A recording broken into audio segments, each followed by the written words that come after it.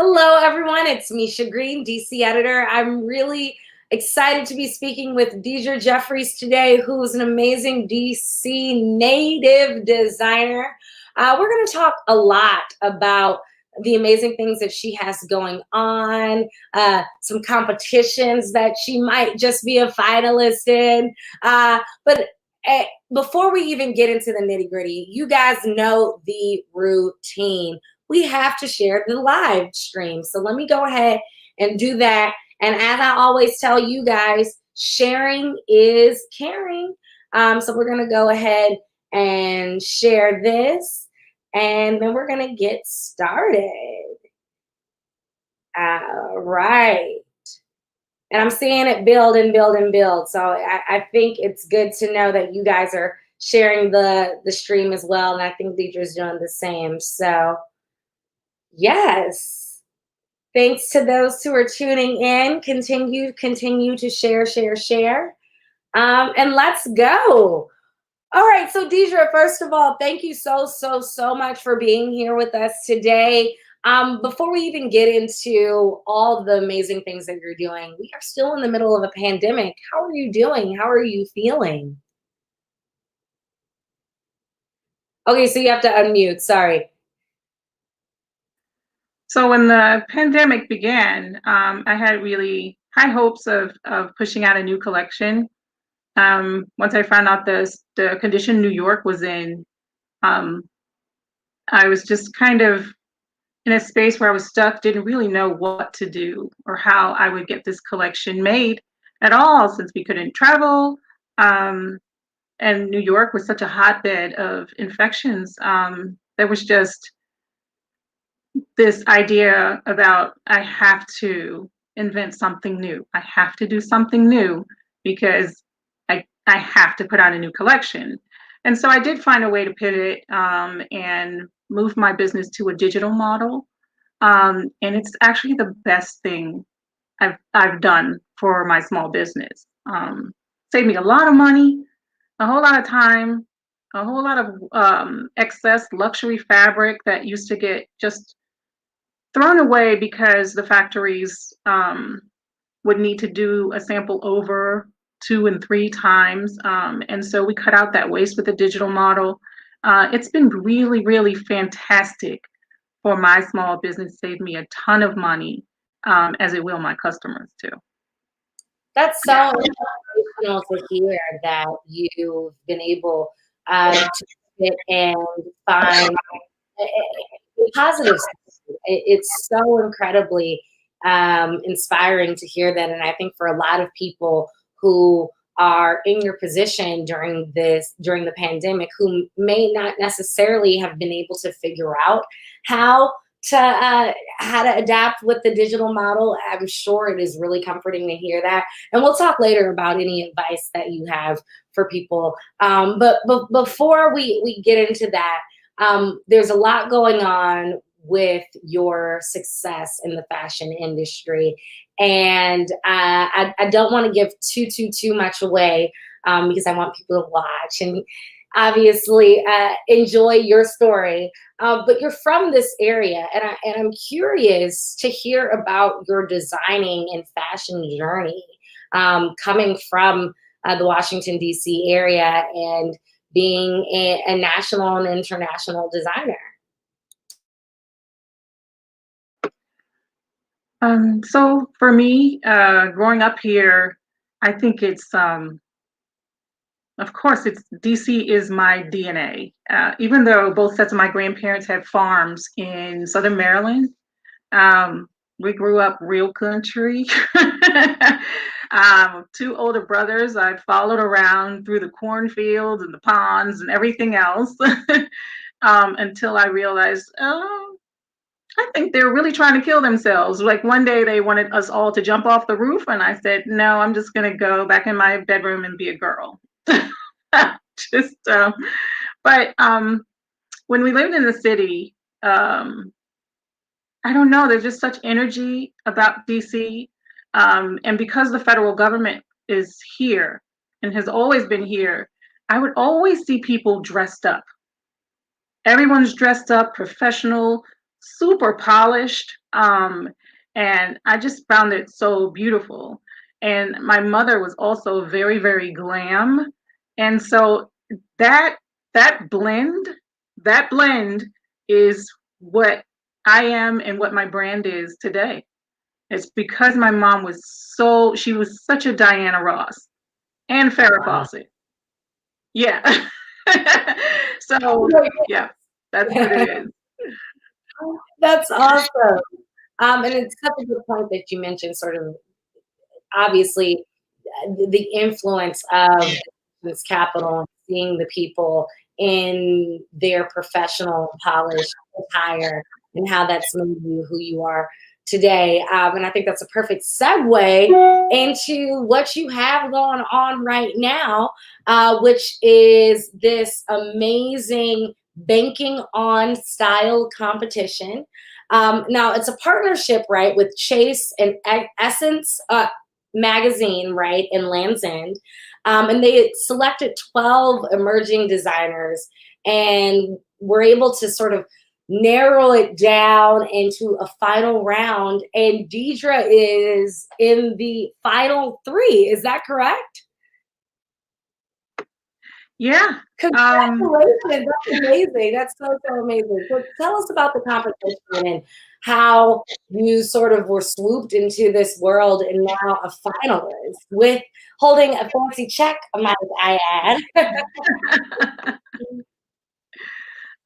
Well, when I got the call, it was completely out of the blue. I was actually being introduced to them when I got the call. And when I found out who the other two participants were, I was just, I was blown away. I really felt so good about the three of us being able to go through this program because as they described it to us, it was going to be something that each of us has been waiting for, that kind of support and this kind of visibility. In essence, pledged a whole year of exposure for us, which was fantastic. We just don't get that kind of exposure in the luxury space because we don't have a 400-year heritage story to tell, right? And so each of us are building our legacies and building our heritage right now. So having large, heritage companies partner with us. Chase is the largest, oldest bank in the country. And Land's End is a behemoth of production. And I was just, in essence, this 50th year anniversary was just so big. It just all felt like it was straight from God. And I'm just so grateful for the partnership. And they've offered continued partnership with me. And I'm super grateful for that. Do the best I can.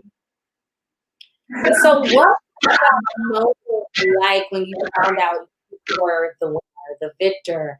And again, just amazing, amazing news and congratulations. But sort of what does it mean learning that your designs and your passion is being appreciated on this level? So when they announced the winner, I really, really, really was surprised. Because being in the country, and I need to mention them, to be in the company of Andra, Celeste, and Sergio Hudson, it was just beautiful to be in this with them. Us as designers, we don't get to bond that much with each other because we're kind of siloed in our homes making clothes.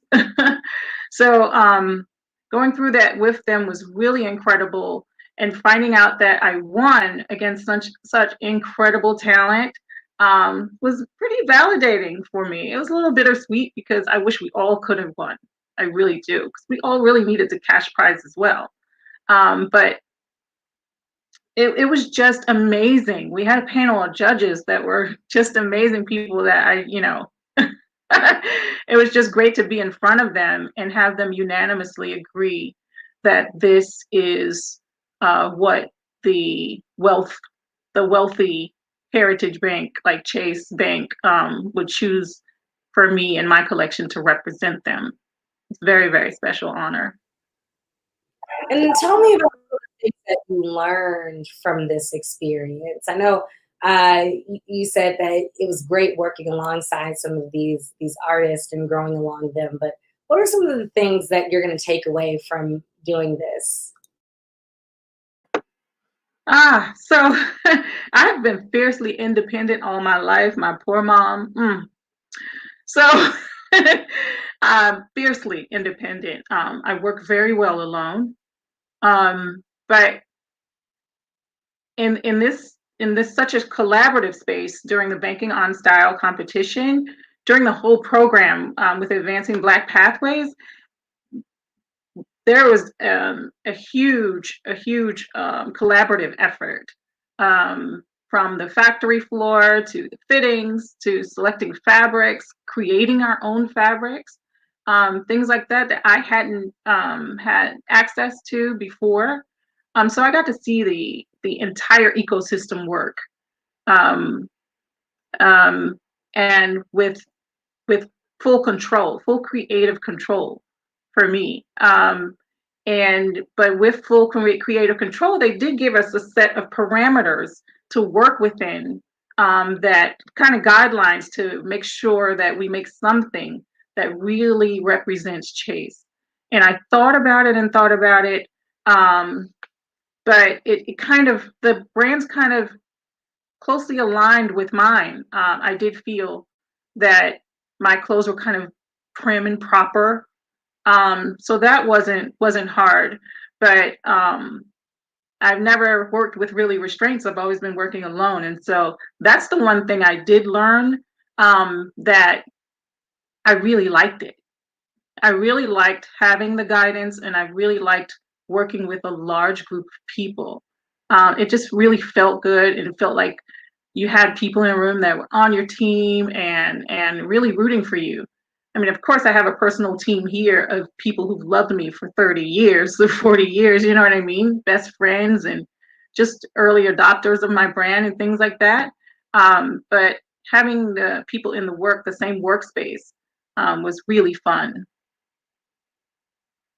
It sounds really fun, and I know I think so many of us take for granted the ability to collaborate and bounce off of one another in a physical workspace, right? During this time, I love that you said I am so independent and learned the collaboration. In journalism, we're so collaborative, right? And to now have been in my little bubble of this office has been really interesting. So we're all learning through this time, and I really thank you for sharing your story and this experience. You said that your mom was very glamorous. You loved looking at the polished people on the streets of Washington, D.C. What else do you sort of grab your prim influence from? I would say, my early influence were James Bond movies. Ooh. And I started to read the Ian Fleming books, on James Bond, and that was the kind of exposure outside of my mom's wardrobe that I could see everything else that was so luxurious. Because when I was watching those movies, those are the kinds of clothes that my mom had in her closet.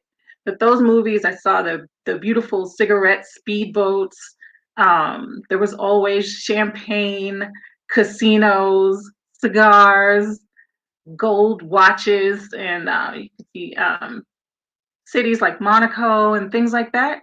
And so I don't know, I was bitten by the luxury bug very early, and in trouble quite a lot for wearing my mom's expensive clothes to school. Now you brought up when you were in school, since this is DC. Did you go to school in the region? Yeah, I went to Dunbar.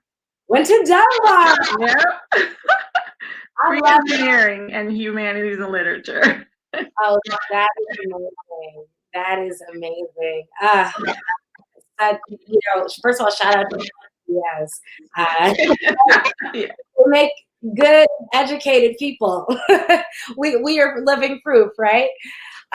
So if there's get any advice that you can give to creatives during this time, what would it be? I know um, that advice sort of is always again developing, and you've been in this world for many years in the world of design and fashion. So maybe if you could talk about advice in general, and then particularly during this time where people are sort of stuck at home and not necessarily able to create how they've been accustomed to. Um, yeah, it was like I said, it was really hard for me to consider that I may not be able to put out a collection this year. I'm As a luxury designer, I would only put out one collection per year, and sometimes there have been 2 years in between because of the materials I use in the collection. I could spend anywhere from $30,000 to $40,000 building a collection, um, and so I just didn't want to ever have my fashion be fast, right? We have enough of that. I love Zara and H&M and M and all those things, but the things I make are the things that my mom wore. Um, the I'll be giving to my grandchildren.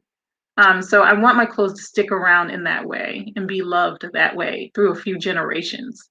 And also save the planet when I'm doing that.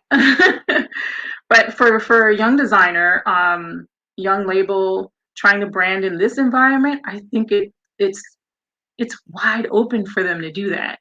Everyone's online because we can't be outside in the stores.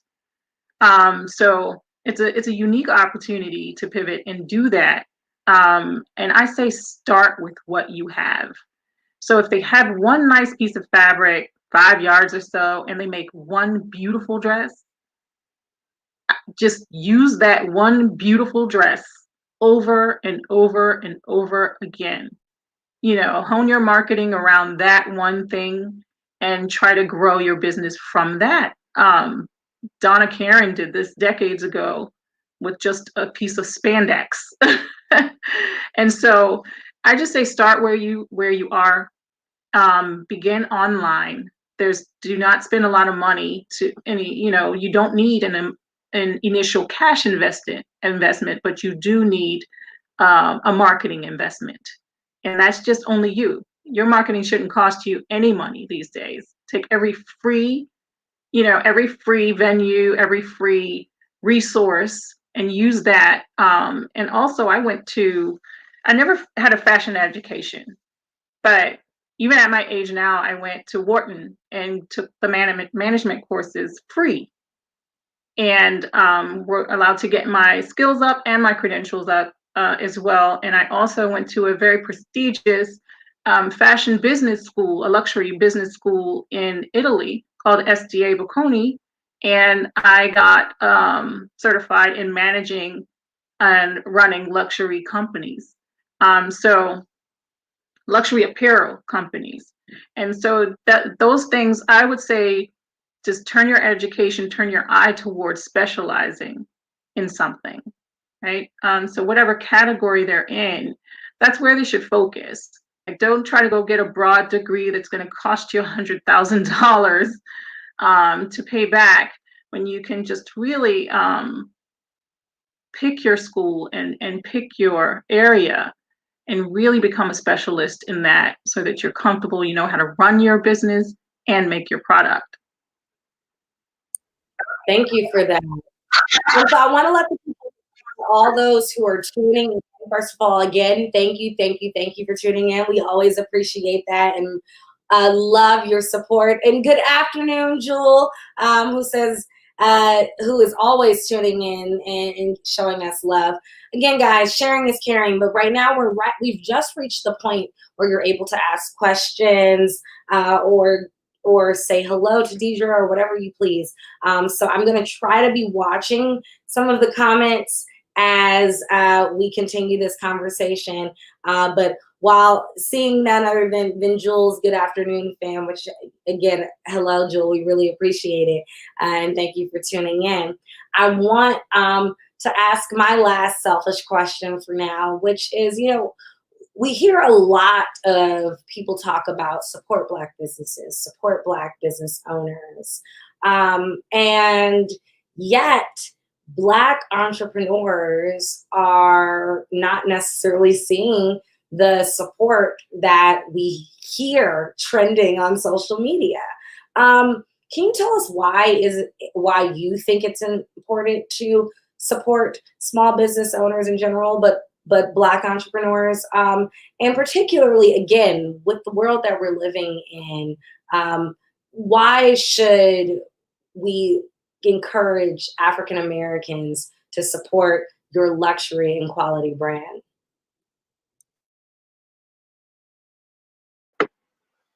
Um, wow, so that's a big one, right? And I just think that so many of us spend our money in the luxury space. Gucci sneakers, all sorts of things, even $300 Jordans, all sorts of things, right? We spend good luxury money on so many other brands that are just like ours, really, just like ours. But we found out that most of us, there are trust issues, right? And but they don't understand that their trust and them buying with us, it's going to create that luxury house that we've been longing for. Rihanna has been, she's a trailblazer. She's the first one who was ever given a luxury house, a luxury fashion house, with Fenty. And so that's where what we were working toward as luxury designers of color. And we did need the gates to open for us as far as retail support, retailers, right? Because they still are the gatekeepers. But I want to tell you the story about Carly Cushney and Michelle Oakes, that I really, really looked up to these two women and still do. But they have since folded their breakout brand, in 150 countries around the world. This beautiful, beautiful, amazing clothes, right? And they had so many accounts with other retailers that when the pandemic hit, it wasn't sustainable. And so they have since folded their company, and it's a big loss for us, a really big loss for Black designers to see them go, because they surely are admired. So we have to depend on each other. Um, we have to include each other as part of the culture, right? Because when we talk about the culture, we think about the people who can afford luxury clothing, but this we're thinking about athletes and entertainers. But there are many wealthy Black people who still shop in those spaces, but they're just not famous. And that's been the problem with us trying to reach each other that way and get them to spend money with us so that we can grow into those trusted fashion houses, like Gucci and Louis Vuitton, Giorgio Armani, those things. We just really, really, really have to get them to buy in to trusting us and helping us grow. And so, speaking of which, how can you support your amazing designs, and particularly the ones that we've seen just drop great collaboration with clothing and style? Um, so with my brand, I am putting out 2 new collections to sell to Essence's new luxury e-commerce platform. They are still building their new website, and I am too excited to be able to sell my next 2 collections with them on their website. So I'd love everyone to go and check out the new shopessence.com for their luxury brands. They'll be featuring quite a bit of us African American designers. So I'd like everyone to do that, and then also buy direct to the brand. If you find these brands and okay, they get sold on Moda Operandi or Net-a-Porter or any other website that's out there that sells luxury clothing, please also buy from the actual designer's website, so they can actually enjoy the retail price, because otherwise you're paying a significant amount of the designer's proceeds to the platform that's already existing outside the designer's work. So, yeah. That's such a good point. I didn't even realize. Guys, make sure you're buying with the designer. Uh, Make sure you're putting money in this designer's pocket, their business, so that they can continue creating and giving us the work that we love so much. Um, Again, as you've said, hey, seeing uh, people like Deidre who are breaking these barriers and opening these doors is great, but we have to have more. We have to have more, and in order to have to see more designers like Deidre, who we have to make sure that you're supporting Deidre and designers like her, so that the representation continues. Deidre, I cannot believe we are almost at 27 minutes. That's crazy how time just speeds and flies on by.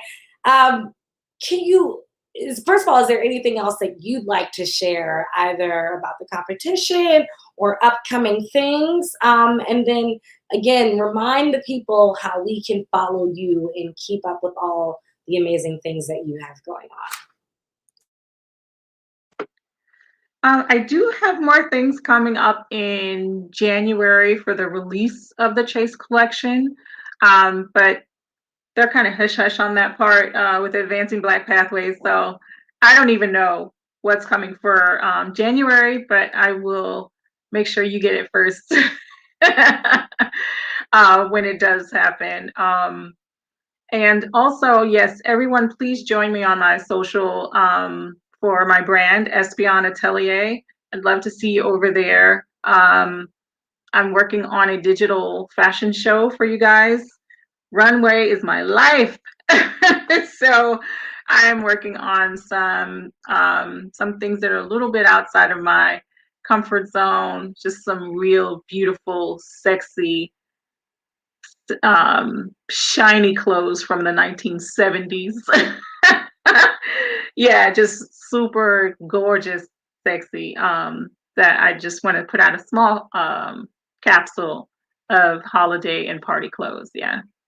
Oh, that sounds amazing. And you know what I'm glad I did it. We have a little bit of time, so I'm just gonna do it. Can you tell us the inspiration behind the name Espeon Atelier? Yeah, so Espeon is spy. And so hence the obsession with James Bond, but also every James Bond there ever was, every spy movie, all the Mission Impossible movies. Again, like just the height of glamour, whatever, all of the spy movies had the best cars, men in tuxedos, women in sequins, and art shows and everything else amazing. So that's why I chose Espeon, because I'm obsessed with spy movies. I love it. I love it. Okay, makes a lot more sense. And again, I think it is a lesson to anybody watching to pursue what you like, be inspired by what you like and what you're passionate about, even if it's your favorite movie, right? And look at the amazing things that can come from it. spy designer is the one and only Deidre Jeffries.